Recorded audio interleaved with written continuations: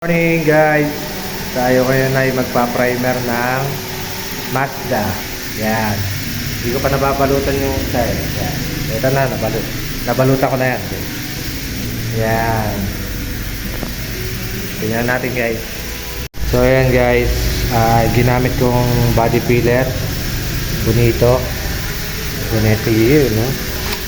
Yellow sa white color. Yung iba fiber. Ayan, fiber yung ginamit ko kasi nilatero yan guys. Yung masilyang dilaw para sa white color yan.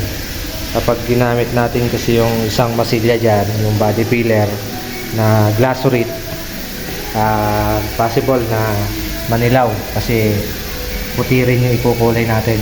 Walang problema kung dark color yung ikukulay kahit na glycerate ang gamit, no? Yan, babalutan ko pa yan guys. So yan, okay. Yung bubong niya wala naman tama, diretso na siya sa kulay. So yan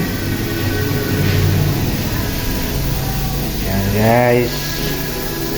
Thank you sa panonood nyo. Sana mag-comment kayo kung taga saan kayo para malaman natin kung saan na nakaabot ang ating video. Ayan guys, thank you.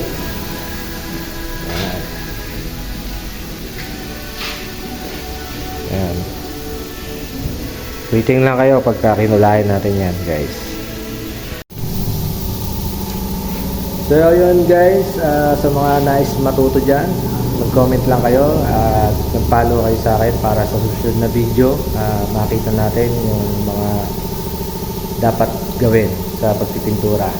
Kaya manatili lang tayo sa panonood at mag-comment kung taga saan. Thank you for watching guys.